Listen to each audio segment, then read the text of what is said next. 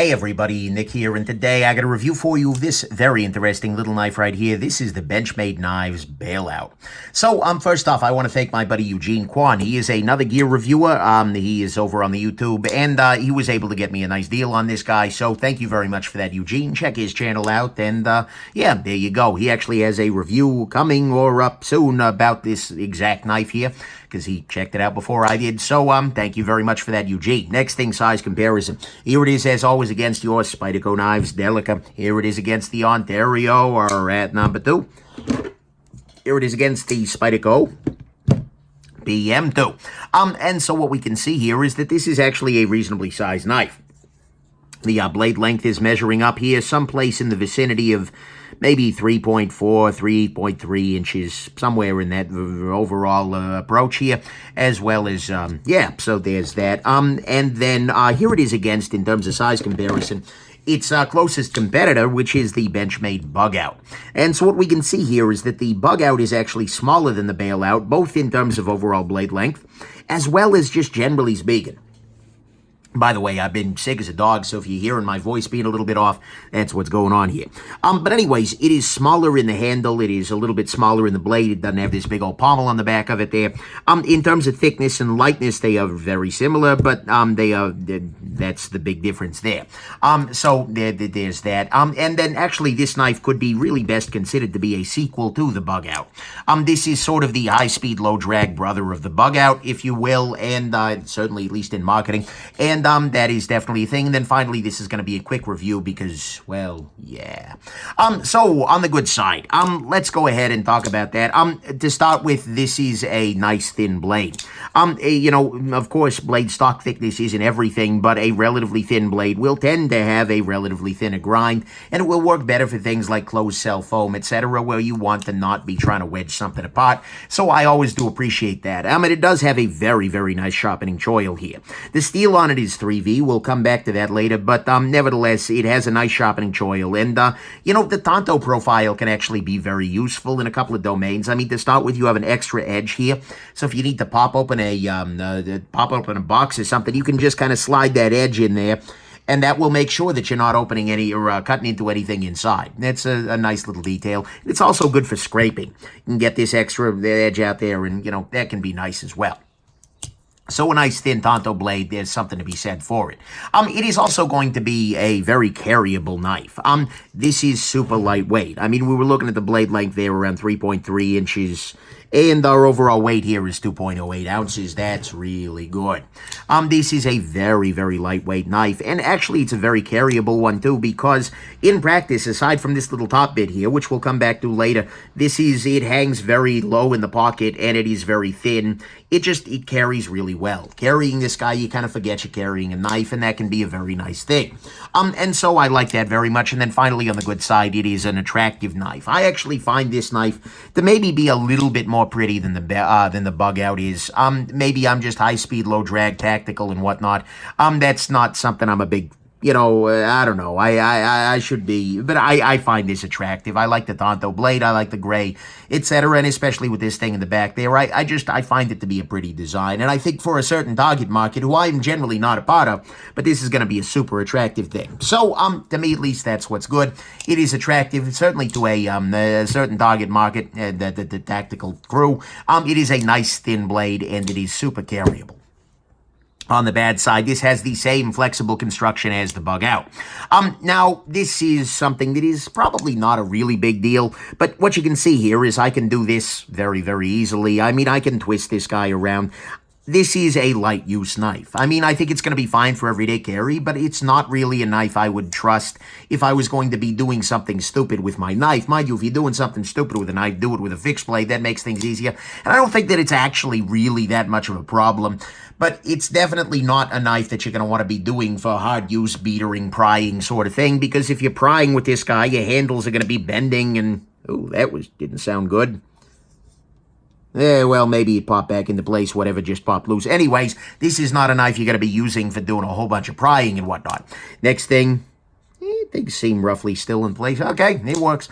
The axis lock on this guy is using Omega springs. Now, this is unfortunately just something that can be problematic. Benchmade briefly in the Anthem moved the axis lock to a coil spring wrapped around the bar. That is really a nice approach. Unfortunately, the Omega springs do have a tendency to break after some time.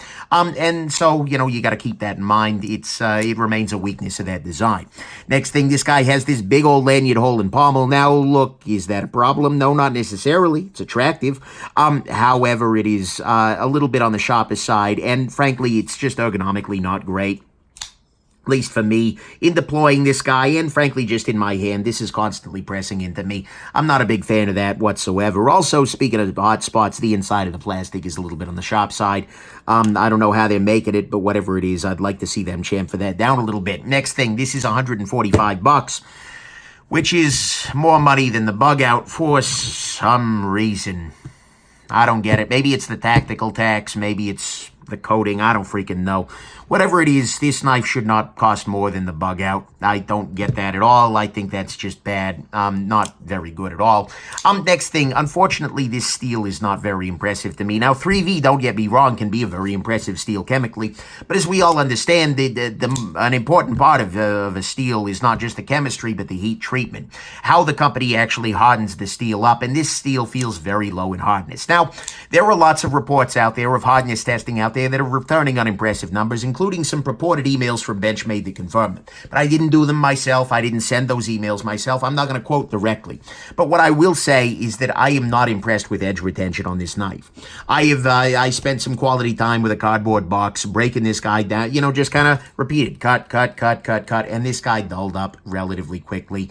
It still has an edge that works, that will cut things, but it's just no longer particularly sharp, and that was way below what I expected for this knife. I really don't get it, honestly. I mean, 3V steel is a steel that's really designed for toughness and whatnot, but they're running it very soft, which again is going to be great if you're going to be using this thing for prying and whatnot, but I don't quite understand why they did that when there were lots of other steels that you can run soft and will be tough. Why spend the money for that if you're going to run it this soft? I mean, I just don't freaking get it. It is a tough steel, but the knife isn't tough, so why? Why? So really, I think I would much prefer this knife with the S30V that they're using in the bug out because, frankly, they just do S30V more justice. Benchmade is usually actually very good with heat treats, like their 20CV is really good. Unfortunately, this one, they've strayed from the light, so to speak, and that's not impressing me. And finally, what the heck is this ridge on the top here? I mean, I get it. It's like a pommel sort of thing that's designed to keep you from sliding up onto the blade as you're stabbing or so. But in practice, you're going to grip this thing, and this is going to be jamming right into your thumb. You're going to be carrying this thing, and this is going to be up against other things in your pocket. This knife just needs to have this rounded off entirely. The bug out did this right. This guy consciously did it wrong. I can see design-wise, this differentiates it a little bit more from the bug out, but no, that's just not a great plan. I got that out of the box. It was just like, what the heck are you thinking? I don't get it. It doesn't make sense. And so it's ugly to me, or at least it's in the bad, and there's a quick review. So, to me, at least that's what's bad here is the ridge on the top doesn't make sense. The steel is not impressively heat treated. Feels like it's very, very soft in actual practice with cutting stuff. It's $145, and this knife should not cost more than the bug out. If anything, I think it should go the reverse. The big old lanyard hole and pommel thing is not super ergonomic. It's still using the Omega springs, and it has that same flexible construction as the bug out, which I think is fine for everyday life, but is absolutely not something you don't want to do if you're prying. So, final conclusions on this guy. There is that meme out there. I think this basically covers it. Nobody was asking for this knife. Nobody at all. No, absolutely nobody, I think, was looking for, hey, let's take a very lightweight plastic knife and let's put a super durable steel in it and heat treat it very soft and then put this thing. Like, I don't understand where this is coming from.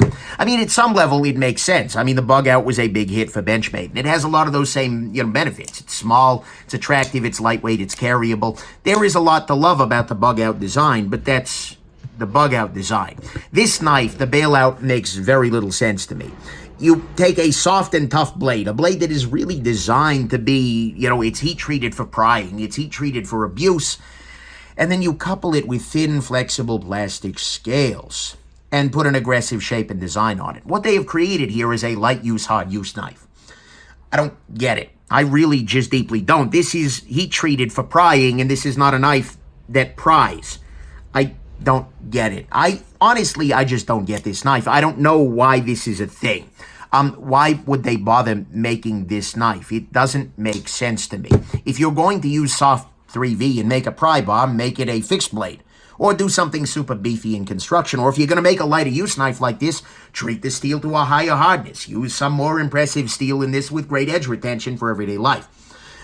Make that a freaking tonto. But I just don't get why this knife was made as it was. And when you couple that with the fact that the ergos are weird, this isn't a great choice.